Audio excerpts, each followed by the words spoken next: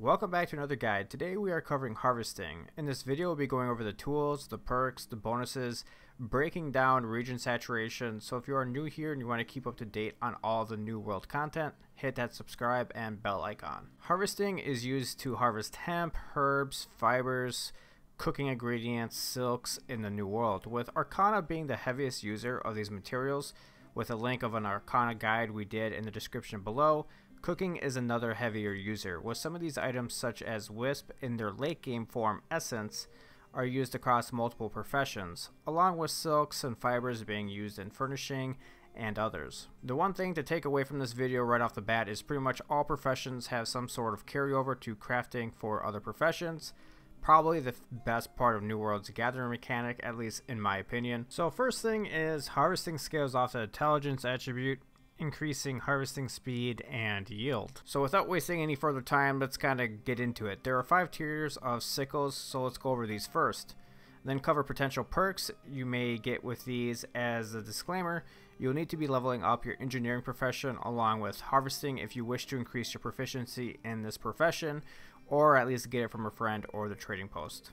As a caveat, I've only recorded the base score for the gathering speed, just because it kind of depends on the gear score of your total item. Tier 1 is your starting sickle. The base gathering speed is 100%, with any workshop tier being sufficient for crafting. We'll only need 1 flint and 1 green wood. Tier 2 will require you to be level 5 and increase your gathering speed to 125/129% and require a workshop tier of at least a level 2, along with your first chance of getting a perk. Moving forward these tiers and up, you'll start to require other professions' help, or be willing to pay for the resources needed, for example, better metals and higher engineering level requirement.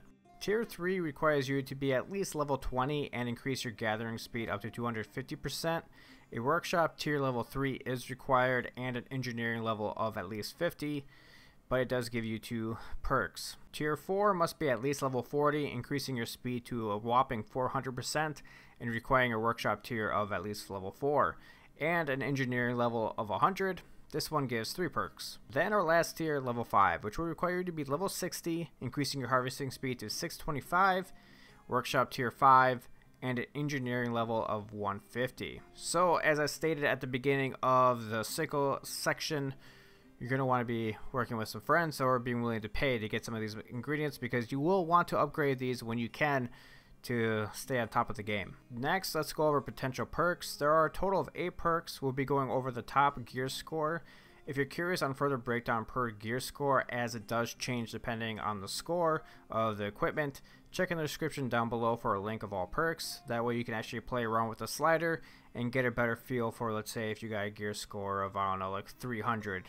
Gives you kind of a better idea of what to expect at that rate. The Silver of Endowment, durable, granting 70% durability.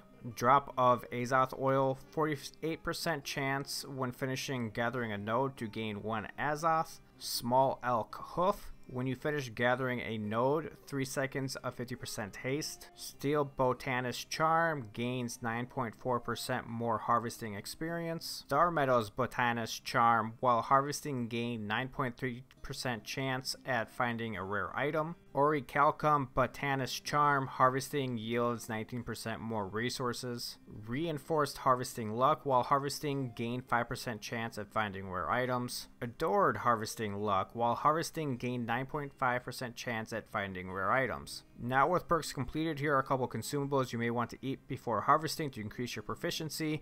I think consumables are highly overlooked and underrated. Make sure to go ahead and eat these when you can. Just like before you open chests, make sure you're increasing your luck to the max level you can. Some consumables you will want to consider are cooked corn, which will increase your luck when harvesting by 1,000 points for 20 minutes. And spicy steak pie, which increases your luck when harvesting by 2,000 points for 40 minutes. This is going to be a level 5, a tier 5. At level 60 you can get this. So obviously the spicy steak pie is going to be the better out of the cooked corn, but this is end game versus early game, so do with it as you will. Next is just a quick little bonus here. We're going to be covering harvesting trophies and harvesting potions just real quick. There's the minor, the basic, and the major harvesting trophies, which goes from 500 bonus points to 1500. These are crafted at the workshops, so tier 3 to tier 5. And then there's the weak to the powerful proficiency booster. which is a potion, and these will increase your resources gathered by 5 to 15% for anywhere from 10 to 30 minutes. So if you need to increase your overall efficiency a little bit, grab these before you head out. There is a couple big perks that you'll probably want to look for. There's the Weaven's Burden, which would reduce the weight of fiber, cloth, and sickles by 5 to 10%. The Alchemist's Burden, which reduces the weight of alchemy regents, potions, and sickles by 5 to 10%. Or Extra Pockets, which holds 50 to 95 more weight. So those are a little bit of big perks. So if you need to up your carrying inventory a little bit, there you go. Now with tools, perks, and consumables completed, it's time to jump into the meat of the guide. Harvestable locations and saturations. We are going to go over the stats of the world of Eternum, pinpoint hotspots, so feel free to check the spreadsheet link down below as it's a good resource. Not only for harvestables, but I did one for ores as well. Or you can check out the video that we did for that as well, which is also linked down below. There's a lot of links down below. Just go through them all. Alright, so let's begin. In total, there is 4,495 total harvestables. And that's not including wheat, melons, magical creatures, and magical plants, as I was not able to find enough of these items to collect a big enough data set to compile and analyze. So moving forward, this will be a caveat as we are missing some of these items. Once the game comes out, we'll be looking at updating the data set with these items and pinpointing locations. One thing I did notice, it does seem magical creatures aren't set spawns. I could never find them in the same location as I was trying to gather the information for this video. The method I used is during the beta we cataloged a handful of items, cross-referenced sites such as New World Map, New World Map Genie, and New World Map Fan to identify which sites were close to the number we gathered, with New World Map being the best to account for this, link down below. Then used New World Map for the remainder of the items which we did not collect data for, and gave about a 5% error rate, which kind of gave us our final numbers. In all of Eternum, Monarch's Bluff has the highest concentration of harvestables, equaling 15% of the map's resources, being the most varied among all the regions, with Shattered Mountain only equaling 2.5%. And only really holding corrupted blood spores and some silkweed. Fungi saturated harvestables account for about 32.4% of total items, with majority belonging to Weaver's Fen at 18.1%, and First Light being the least saturated at a 3.6%.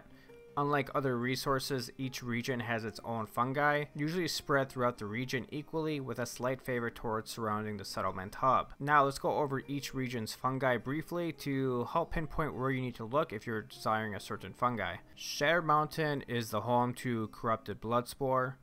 Great Cleave is Cascaded Gillflower. Eden Grove is Caped Tingle-Wisp. Morningdale is Toadpot. Ebonscale Reach has Void Pitcher. Brightwood gives Slimy Twistcap. Weaver's Fen is Bumble Blossom. Restless Shore gives Spinecap. Everfall has Sun Creeper. Reekwater is Weeping Shellbed. Monarch's Bluff gives Warm Platecap. Windsward is Fronded Petalcap. Cutlass Keys has Tendril Spine. And lastly, First Light gives Tangle Wisp. Oh man, try saying all of those like 10 times over. That was a lot of work, guys. Oof, I'm out of breath. Alright, let's keep going. Cookable harvestables have the highest saturated account for 37.6% of all harvestables in the world of Eternum, being concentrated towards the center of the world of Eternum. Nuts equaling the majority with 23.7% of the saturation. There are a total of 13 items that fall in under this category, with Everfall and Monarch's Bluff taking 50% of the total map inventory, with Monarch's Bluff being heavily skewed towards nuts and Everfall being more well-rounded. Moving on over to hemp equaling 278 total resources, with the highest yield between Monarch's Bluff and Windsward, holding 40% of all hemp.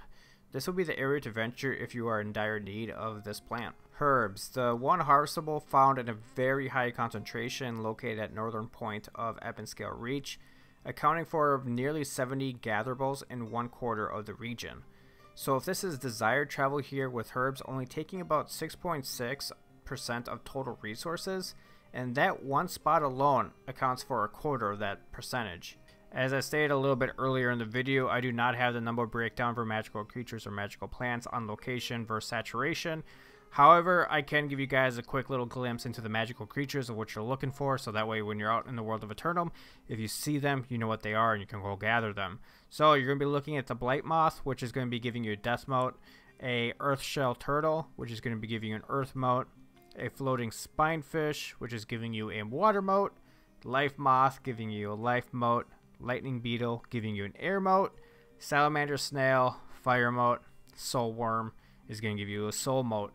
Oh, that is a lot. They are trackable at 175 and they are gatherable at level 0. So if you do see these, go ahead and gather them. And as far as magical plants, I plan on doing another video for that, or otherwise just keep an eye out on the spreadsheet, so when this is completed you guys can just go ahead, take a look at that and see the percentage breakdown of locations versus saturation. But for the most part, it seems like they are fairly spread out, so I just gotta finish cataloging. So moving on.